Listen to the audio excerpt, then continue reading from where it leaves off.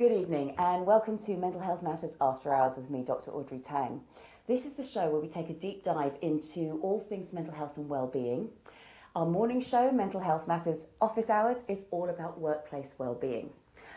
But today we are going to be talking about a topic which has garnered a lot of interest recently. In the UK, we've all been watching a drama called Adolescence. And in short, it is about a knife crime that was committed by a young lad. And the story traces what happened after the crime was committed. And a lot of people have been talking about this because they find it difficult to understand why it could even happen, were the parents responsible, and so on. It's really brought up a lot of debate. Now, we are also very lucky on this show to have a number of guest experts. And one of those guests, Hayley Brown, is the Chief Executive of Link to Change, which is a local charity.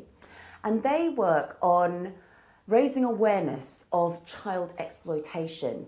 And whilst we immediately think of things like modern slavery or adults exploiting children, children can also exploit each other, and this can happen without parents being aware. So that's what today's show is going to be about.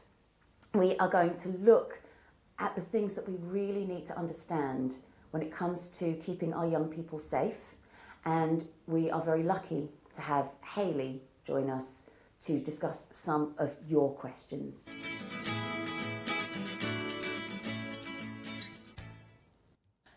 Good evening. Hello. How are you doing? How are you doing? Well, thank you. Late at night, isn't it, this one? Yes, I know. It's a very late night topic. It is a late night topic. It probably shouldn't be, because whilst what we're going to be talking about is problematic for a lot of people, it is something that actually parents do need to learn about.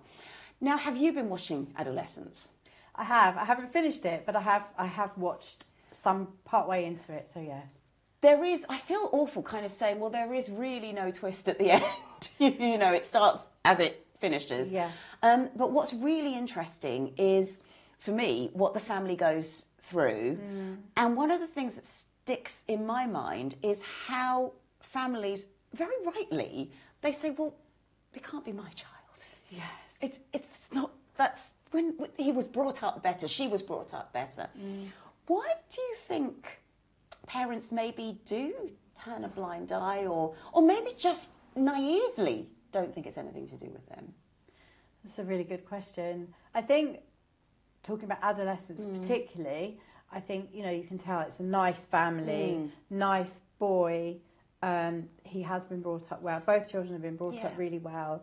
And if you've got a child who, in every situation, at school, in the family, with friends, behaves really, really well, is a lovely boy, there's going to definitely be that disbelief that he could actually do anything wrong. Yes. Let alone something that serious. And I think in that thought process, something we're not blaming parents here. No. We are not saying it's parents' fault that a child gets into things. No. It's more parents need to be aware of the number of different influences on their child, whether it is the manosphere as one thing, or whether it is even just peers.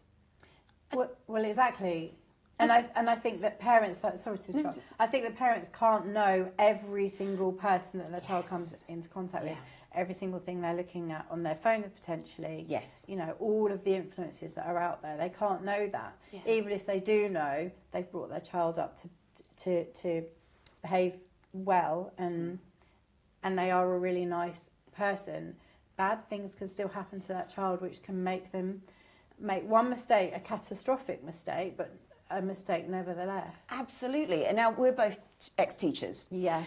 And I don't know whether you did this, but I would always phone home if there was an issue that I thought parents should know about. And I would get a number of different responses. Oh, yes. Oh, they would never do that. Well, they did so. But then at least the majority would be really grateful I let them know. Because it it's not there, again, to tell on the child. But if the child is going through something and this is the way they are responding to it, something needs to be done. So with that responses of parents, did you find you were struggling sometimes to kind of explain, no, these are the facts? Oh, yes. I would say that the majority of parents were a bit confused, but very open to listening and thinking, well, actually, you're saying my child did this, but I'm really confused about why, and I'm really upset that they did that. Then you get, on one hand, the just flat out denial. He or she would never do that. Yes, and that's not helpful. Well, it's not, because obviously, we get minimal breaks as a teacher. You're not going to spend your tiny break phoning a parent instead of having a cup of tea and make something up. I mean, these things happen. So I think that parents find it very, very difficult to think that their children might be doing something wrong. And then I think that leads to two different things. I think the first is a flat out denial will mean that parent will never speak to the child about it, perhaps, because they would just want to suppress it. And it might well be that child needs to talk about something. They are responding in that way to something that's happened in their lives, which they have no other means of expressing themselves for, but the parent's not going to find that out. And then the other thing that kind of leads to is if the child does reach out to the parent, how's the parent ever going to respond? Yes. That's hard. It is. I had a boy in my class. I mean, he was 9 years old and he was so sweet, a really, really, really lovely boy. Anyway, I came back into the classroom. It was break time. There was no one in there and he was taking money from my purse. Now, that was just dreadful. And the parent was, he didn't want to believe it at all. My child would never do that. So we brought the parent in and we had a meeting with the child. Anyway, it turns out the child had been stealing from children's lockers everywhere. Oh my goodness. And I'd only stumbled across it, kind of a long way down his career as stealing money. And it was, he was doing it deliberately because he wanted to be found out. Because he had massive issues within himself that he didn't feel able to go to his parent with, but he wanted something to happen. And so this is what he did. So that can be a thing as well. I think this is the thing. We are not there to blame children either. No, it is about looking at the outside influences that can lead to a young person being exploited because their brain is very, very malleable. Yes. What we hear a lot of is, and I've said it on this show before, the prefrontal cortex, which talks about things like consequences further down the line, organisation, that doesn't develop until you're about 25 years old. Morals do. Morals, knowing right from wrong, that develops at about 5 years old. Right. So whilst you may not be able to see the consequences, you do know what's right and wrong. And I think we need to make sure we don't get that confused. Yes. Someone may not know what the consequence is going to be if they steal money, say. They still know stealing money is not the right thing. Yeah. So this is why we need to have this conversation on this show. And we're very lucky to have Hayley. And I recorded this at a slightly different time with her to talk about a lot of the factors that come into child exploitation. So let's go over to Hayley.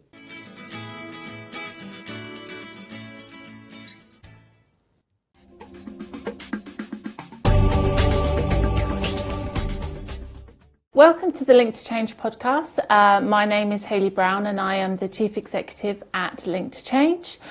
Each week, myself and my amazing guest will discuss key issues around exploitation, what's happening in the community, and key pieces of information that you really need to know about. We have questions for you from our viewers because you were very kindly on our show before talking about exploitation, and that's generated a lot of conversation. So I was hoping to put the following to you today. Yeah, this go ahead. The topic of the realities of sexual, online and criminal exploitation. And one of the things that really came out from the show was about why victims of exploitation are so afraid to report their experiences. What's going on there?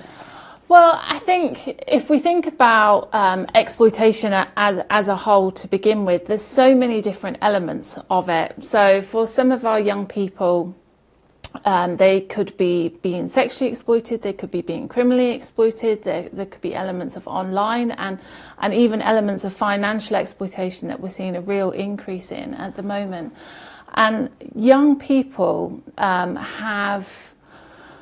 we know young people, they like to keep everything to themselves. There is a lot of fear, there's a lot of scaremongering, and I think the awareness around exploitation isn't there. Therefore, young people maybe don't even know that they're being groomed and exploited in the first place.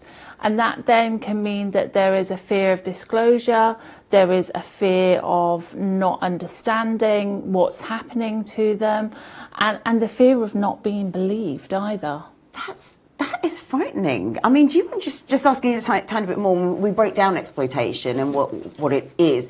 How do you explain this to a child? How do you say to them, if this is happening, this is a problem? I think what we're relying on is that we're relying on professionals understanding what exploitation is in the first place. So, you know, to kind of think about sexual exploitation in itself, that in itself can take so many different forms. So we know it is where someone is taken advantage of for the purpose and gain of someone else, and that is normally through sexual means. However, I think there is a stereotype in people's heads that this is normally a grooming gang, and I know there's been a lot in the press recently around this, and they kind of tend to think that there's this group of males that then groom these young girls, exploit them, traffic them, and then they are taken advantage of in sexual ways. However, that's not always the case. So this could be a peer.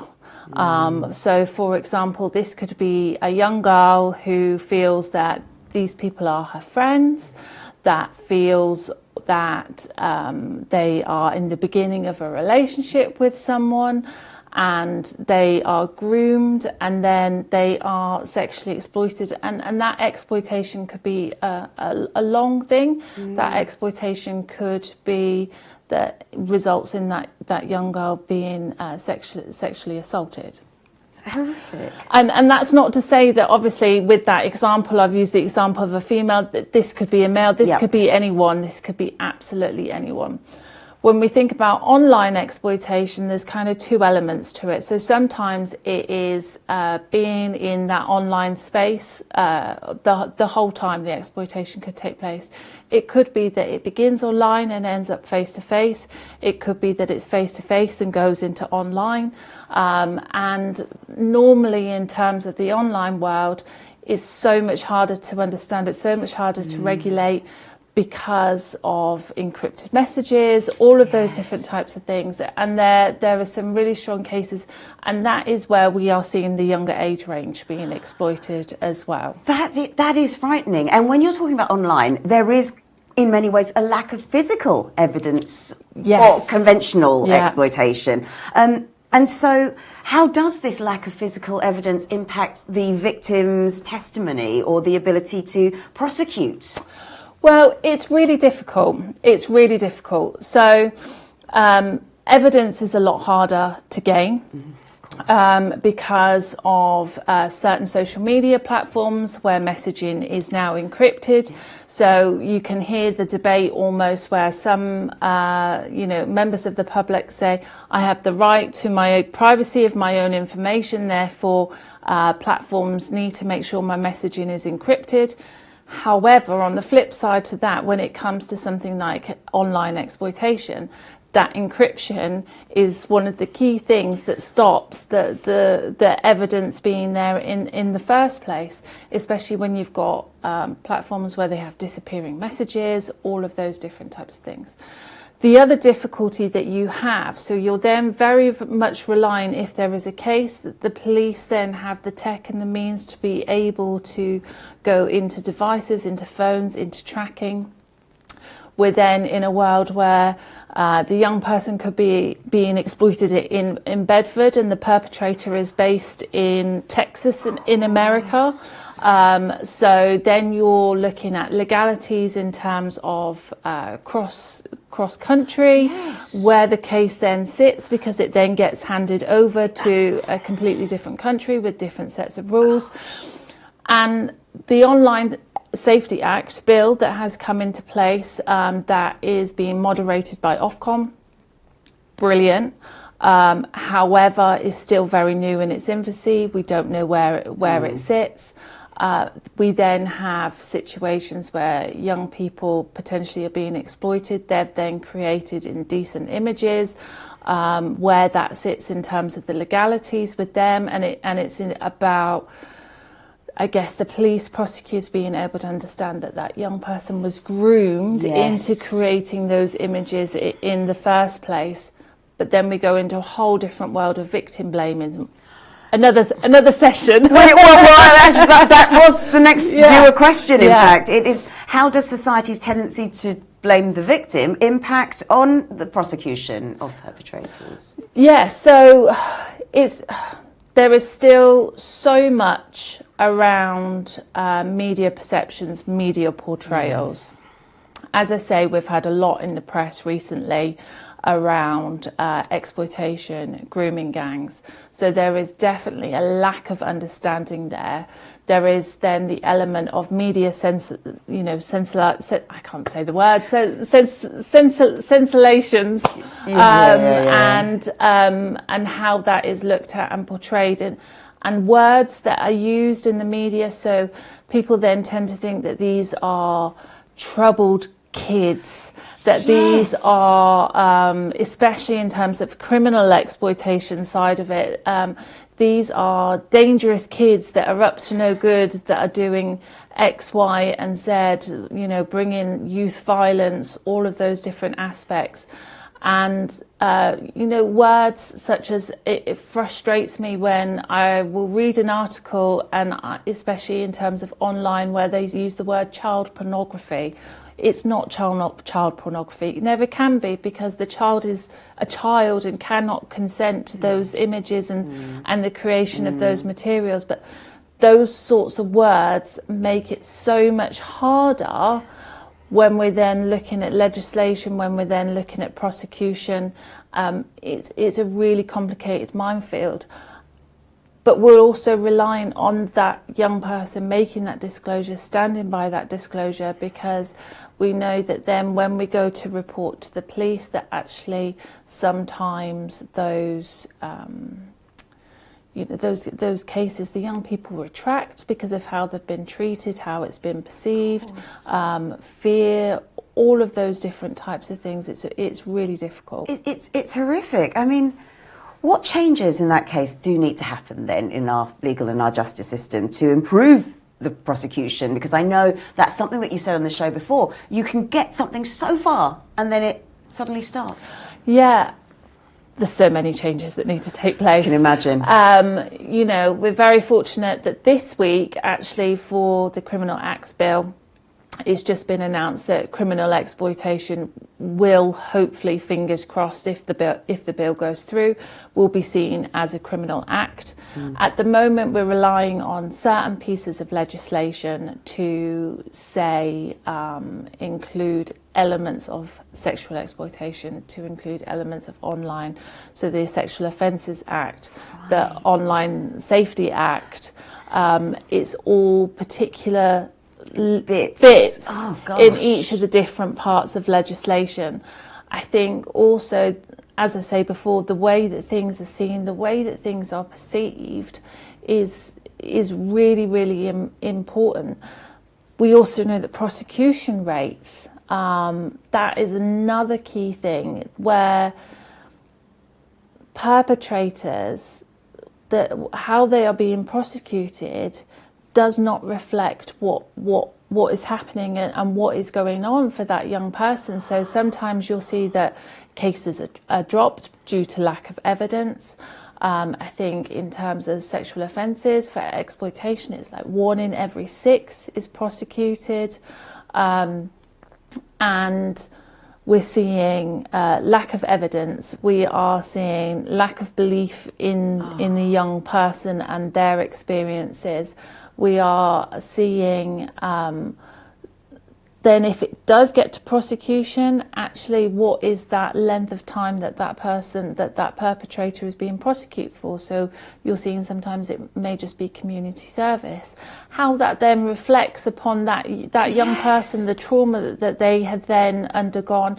They've gone through this whole court process, they've been really strong, and then the perpetrator gets 100 hours community service, which is not a reflection. So I do think the way that things are perceived, the way that things are prosecuted needs to change, because this is abuse. This is abuse. Yeah.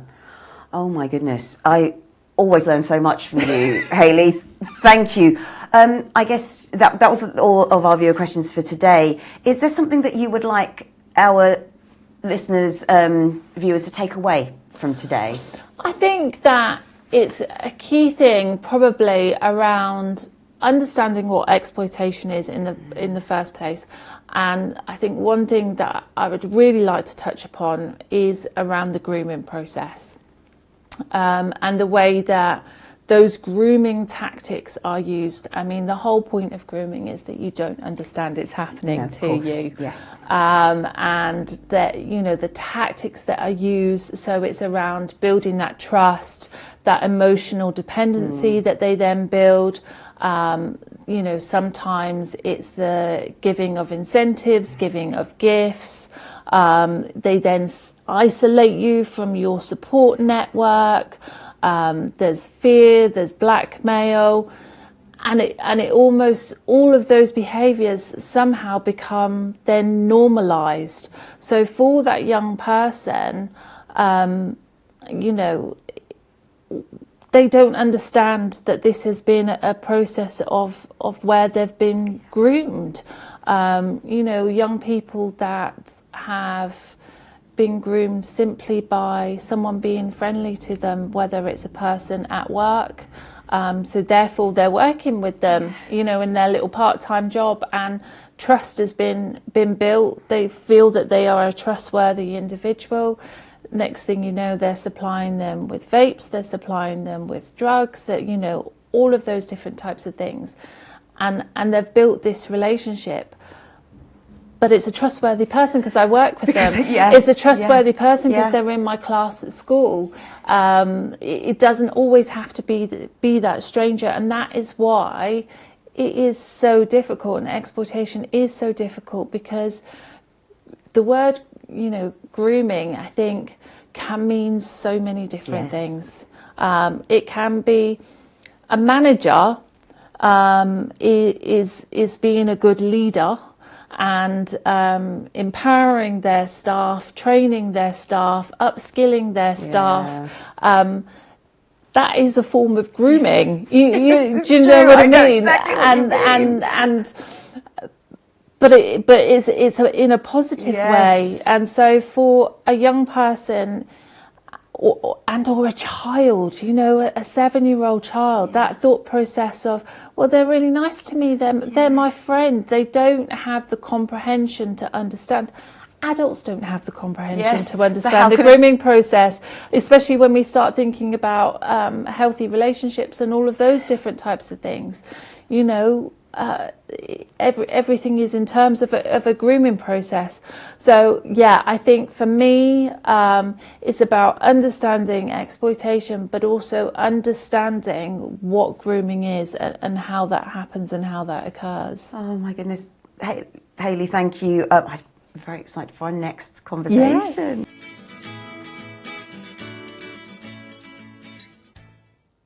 Welcome back to Mental Health Matters After Hours. We're talking about the subject of child exploitation.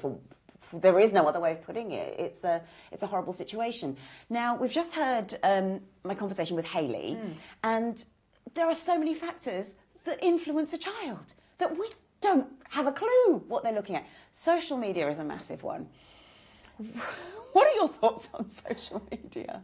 My main thought is, thank goodness we didn't have that when we were children. Yes. Because being a child is overwhelming enough without those outside influences all of the time. You know, if you have a phone and if you have access to that all of the time, then you've essentially got that all of the time. And I just think it's so sad that children have to put up with this. Yeah. And they, you know, and they've got so many different influences coming on, you know, peer influences, adult influences, and I just think all of that should just be taken away off of them. And I think that our Prime Minister missed a trick the other day when he voted not to do that. It's such a shame. It is a shame. I was speaking to the author of the book, Smartphones, Dumb Parents. Not, again, calling parents dumb as in stupid, but as in just no voice. Yes. No voice. And one of the things that always sticks in my mind that she talks about is children are really good at hiding what they're doing. So they'll have the app on the phone and it'll say homework. And you go into homework and the folder will say maths. You go into maths, the folder will say worksheets. And so how much further are you really going to go? You're probably just going to get to maths. Yeah. Yeah, absolutely. Inside worksheets, however, you've got all the stuff that's going on. Yeah. So I think we do need to be aware, coming back to children know right from wrong, they do know they're hiding it. Well, exactly, because otherwise they wouldn't be hiding it if they didn't think there was anything wrong. They'd be doing it in full view and very openly. And this is where I know a lot of parents, and we're not trying to scare you either, but when they say, oh, well, the computer's downstairs and I can see what's going on, that's all great, and that is one way of putting parental controls on and so on, but it really is that smartphone. You don't know what's happening. Now, one thing that struck me about this show, Adolescence, was emojis have different meanings. Yes, I don't think we as adults know them all. No, and I know some of them, and I know some of them are a bit naughty. Yeah. But I think nothing of putting a heart onto something that I might send you. But apparently, that's all got different meanings, and children know what those meanings are, and they're using it to send sort of codes. So a heart has different meanings. Oh, yeah. I did not know that. So a red heart means something different to a purple heart, which means something different to, say, an orange. I don't think orange heart was mentioned. But purple heart to me is usually used as a mental health sign. Yes. For us. Yes. Same thing with blue hearts and yellow hearts, because what we do is we choose the colour that represents that particular charity. So, for example, suicide awareness is yellow. Yes. So I would send a yellow heart if someone was talking about that particular issue. Purple heart, usually depression, I think it is, and the blue heart, diabetes. Of course. And also the blue heart became synonymous with the NHS. And the yellow heart also with like youth, young mental health as well. Yes. So you've kind of got this weird situation where businesses and adults think one thing, but children think another. Now, the one that got me was kidney beans. And now kidney beans are supposed to mean being an involuntary celibate, and it's used in the manosphere. Okay. Now, I didn't know where that came from. And I looked, I went to all the news reports that said, oh, these are all the emojis and what they mean. And the closest I got to anything was the kidney beans relate to coffee, which is a derogatory emoji for women. Okay, I didn't know any of it. How on earth is this supposed to happen? Anyway, no one could explain that until I went to the depths of Reddit. And I don't even know whether this is true, so if it's not, please tell me in the comments.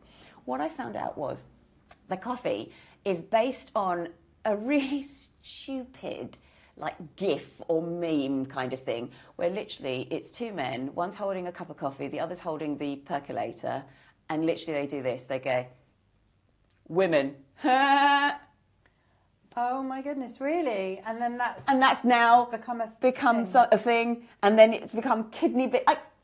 But it's not the stupidity of it, and it's not stupid actually, but it's the fact that if we used to make up languages like Double Dutch to talk about things that our parents didn't know, what really is worrying that kids are making up languages to talk about really dark things. Yes, I haven't worked in a school for a few years. Neither of us have. So maybe if we did, we might know a bit more about that. But I had no idea till you just said that was a thing, and that they had their own kind of language via emojis. So this is why we're so grateful to Hayley. And we are going to go back to Hayley because she's going to talk a little bit more about why child exploitation really is an issue that all of us need to be aware of. It's a systemic issue. It's not isolated. Why do we need to approach exploitation as systemic? Okay, so I think what we need to do is we need to think about the bigger picture around exploitation. And so we know what exploitation is. Well, hopefully, if you've been watching these by now, you should know what exploitation is. We know what it is. We know what the impacts are and how it affects. But it is that bigger picture.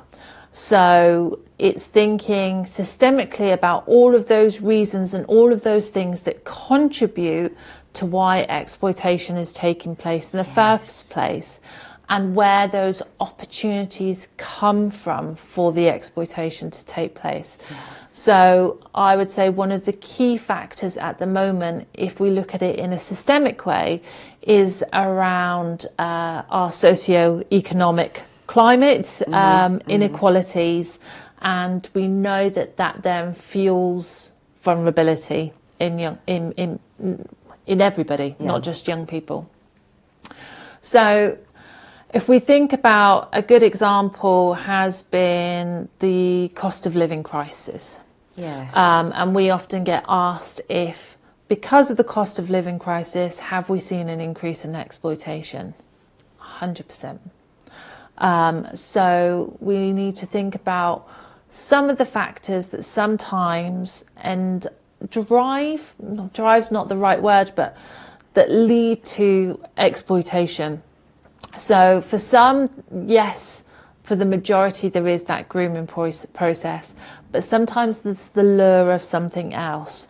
So for some young people it can be as simple as, I've not had a hot meal at home in weeks. The perpetrators are outside the school gates offering you a burger, offering you need a new pair of school shoes desperately. Mum can't afford to buy me a new pair of school shoes.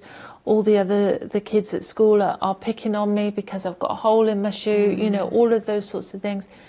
Here you go. Here's a pair of shoes. We've had young people whose exploitation, especially if we think in terms of criminal exploitation, how that has really ramped up in terms of what has been going on at home socio-economically. Mum is struggling to feed the children, the way they live, the home. Mum needs more money, therefore young person increases the amount of drugs that they are transporting, county lines. Thinking about all of those factors that have kind of driven the vulnerabilities in that young person. Yes. And poverty is a massive, massive factor, especially now because we know in society everybody in one way, shape or form is struggling. Therefore it then impacts well-being, it impacts their vulnerabilities to exploitation. I think what's really hard to hear when you were speaking about how the cost of living crisis has changed how young people might become even more exploited is that the young person's actions come from a place of love. They're actually doing it it sounds like to support their family, to not cause an extra burden. And that's really heartbreaking. And so with regards to that, is that almost, they can see mum struggling or dad struggling.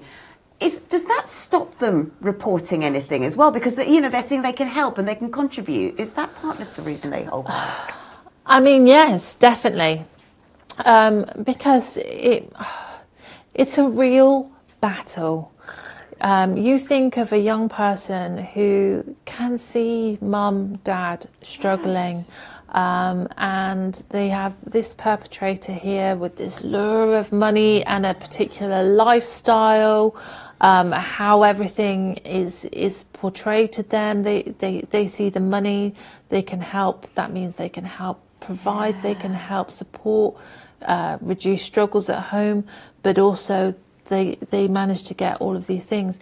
The reality then, obviously, for nearly all of them is completely different. Of course it is, yes, yeah. Once they're in there, but there is still that element of fear, I guess, with some young people where they'll say, but then that means that I'm not going to be able to help feed brother, sister, or all of those different types of things. So there was also that element of feeling responsible for contributing and for helping out, and it's all part of that really complicated web that is woven. Yes, and sort of relating to this web, we've spoken on a different podcast about the lack of physical evidence, all the things that hamper prosecution. But another issue, it seems to be that you can pass it to one person and then it passes to another, and then there's another, you're waiting for social services and you're waiting for the police and then you're waiting for the school. Can things fall through the net very easily? Is that one of them? So there's massive gaps in the safeguarding system, massive gaps. And as I've said before, and we've said time and time again, there's no legal responsibility to report abuse. So that is a massive thing.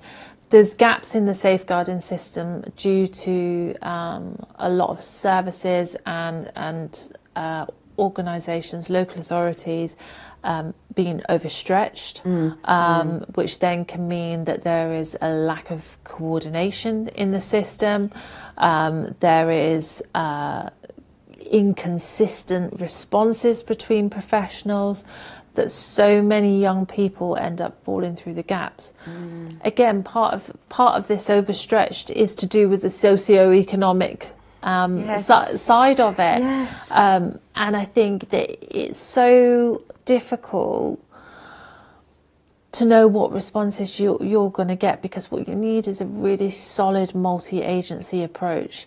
And for many of our young people, we see fantastic solid multi-agency approaches. It is really great. For others, not so much, and we are fighting a battle to get social care to pay attention, to get ex-professional to pay attention, to get the school to have understanding.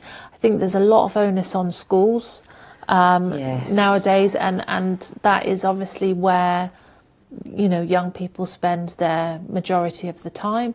However, we need to think, again, Bedfordshire, we have some of the highest, our school exclusion rates are above the national average.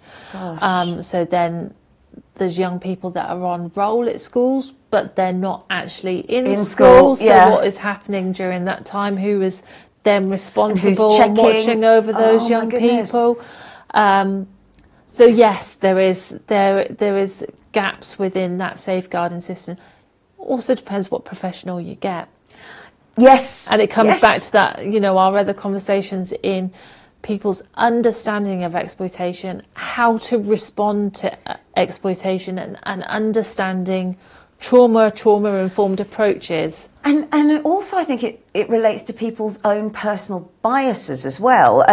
So we've spoken before about how there is a stereotype which leads to victim blaming, but there's also gender biases, there's racial biases that are going on. And just as an example from one of our viewers, they've said when they go to speak to the professionals about their child and they don't wear their wedding ring, they get treated very differently to when they speak to professionals about their child when they do. And that bias is beyond me, yet that must cause so many issues as well. It does, and I'm going to give you a prime example here for me when I became chief executive at Linked Change. Obviously, I have two full sleeves. I am covered in tattoos, and I still get it now. And I'll go into meet, and people will go, "Oh," and there's an automatic bias just in terms of that. And I think, you know, in terms of exploitation, people think about gang affiliations, they think about gang members, you know, all of those different types of things. And but that is one small part. Again, in the news recently, there's been, you know, not to name any names, but there's been a lot of press again around grooming gangs. And there is so many biases there. There's so many gender biases, there's so many racial biases, whereas actually there's no data. There's no data to evidence any of this, to back it up. Yes, we have cases that have hit the press. However, for many, many years, police, local authority, government, Home Office haven't collected the data. The data gap isn't there. Data is not being recorded. Therefore, we can't look at, we can't profile, we can't predict, any of those things. We're doing all of those things. But in the media, we are doing all of those things. But there's no data to suggest otherwise. Everything that is there is based upon cases that have been presented within the media, rather than what is the facts. We can't have the facts because there is no facts there. That's outrageous. Oh my goodness. So not that we can solve the whole systemic problem in one go. I wish we could. But this is the data that you've researched. Less than 1 in 10 cases of county lines exploitation and online child sexual abuse result in legal action, and of sexual exploitation, only about 1 in 6 result in the charges. So what can we do to improve those prosecution rates? Oh my crikey. Big question. One thing that I'm going to focus on is around how we support those victims. Yes. That is ultimately one of the most important things, because we know that sometimes, because of those prosecution routes and rates, that young people may retract statements, may retract disclosures out of fearing that, what is the point? Nothing's going to change, nothing's going to happen. The process that they have to go through in terms of interviews, the re-traumatization that they experience, the victim blaming, the biases, all of those different things, the fear of not being judged, but also knowing that prosecution rate is minor, can really stop it and really affect them. And I think that there is a lot of people do not understand the trauma of just going through that court process. Never mind thinking about what actually has happened to them, what they have experienced, everything that they've gone through. That section in itself is horrifically traumatizing, and it's really difficult. And so something somewhere needs to change around the victim's code of practice about how this is dealt with, how this is supported, to make sure that it is in a trauma-informed way and it is with the best interest, because those victims feel blamed often in so many different ways. Another thing that I know we've touched on before is those prosecution rates, the legal loopholes, where exploitation, where grooming, where even sexual assault, where all of those things sit in terms of the legalities and the structures that have kind of been put in place. Prosecution rates are so minor, and even if you do get to the point of prosecution, you can see someone being prosecuted for, as I say, 18 months community service for sexual assault and rape. And then you can compare it to other things where people are being prosecuted, and you think, well, where does that sit? How is that fair? And how does that victim feel when they hear that? Yeah, and how disappointing to know that you have been groomed, exploited, assaulted, traumatized, abused, and actually, yes, we found them guilty, but we don't deem it high enough or important enough, and that again is another reason why they go. It's like telling you we don't deem you important enough and high enough. That's another form of trauma you're placing on that person. Yeah. That's horrific. And you know, the work that has been done, and victims have said these things time and time and time again. And, you know, everything, again, that was in the press around inquiries and what needs to be done in terms of the sexual... And we know the independent inquiry to child sexual abuse was a fantastic, you know, piece of work. And they spoke to over 50 victims and survivors, heard their voices, recommendations were then made, and it was only because everything, you know, that has been discussed that now government have gone, oh, okay, like we'll pick it up and we'll look at it, just because of everything that went on earlier in the year. And at what point has anyone listened to the victims, apart from those that were conducting the research, have listened to those victims and what they're saying? Because for every single inquiry that's been done, victims have been spoken to, but then there's been another inquiry done where victims have been spoken to without listening to what these victims are trying to say. Recommendations that have been put in place time and time again based upon what these victims are saying, and yet nothing kind of seems to change, or they make these changes, but then there's no money for any of these services to be able to provide that efficient support. You know, our sexual assault referral centres, so overwhelmed, overworked, overstretched, and so someone somewhere, needs to, you know, up top, needs to start thinking about how can we make this situation better?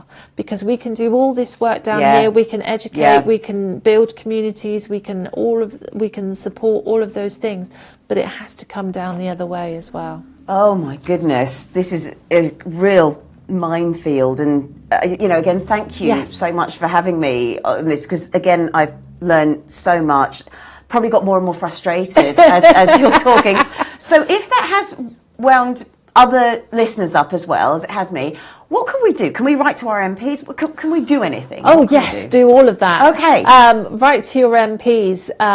We constantly run campaigns, so it's, you know, contact us and say, look, what can we do? How can we help? And sometimes it is about sharing our latest campaign to raise those awarenesses, but it's about advocating and speaking up for those that can't speak up.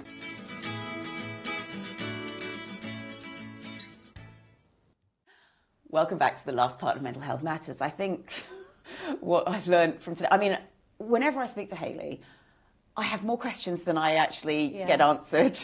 I could speak to her forever. It just scares me what's going on out there. How do you think our childhood would have been different if we'd been in what we see today? I think not as innocent. I think the innocence would have been taken away. And, you know, when I think back to my childhood, it was so innocent, and the things that we could do go away for the whole day, and our parents, we didn't have a phone, our parents didn't know where we were, but they didn't worry, because they knew that we were with our friends, and, you know, what's the worst that could happen, apart from falling off your bike maybe. But I think that's probably the thing that I find most sad about children these days, is that their innocence is taken so young, because they are exposed to things that they shouldn't be. But schools also jump on that. They're like, right, okay, 9-year-olds might be exposed to X, Y, and Z, so therefore we need to teach 8-year-olds about X, Y, and Z, when actually we probably didn't learn whatever they're teaching 8-year-olds till maybe we were 12 or 13. So I just feel sad. My overall feeling is sadness about that. Yeah.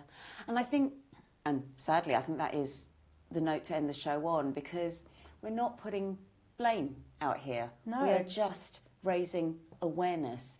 These things have to be accepted that it's happening, but we don't need to accept that it needs to keep on happening. Well, yes. So that does bring us to the end of the show. Please do put your comments in if you've got some thoughts about this topic. Thank you very much for tuning in, and have a good night.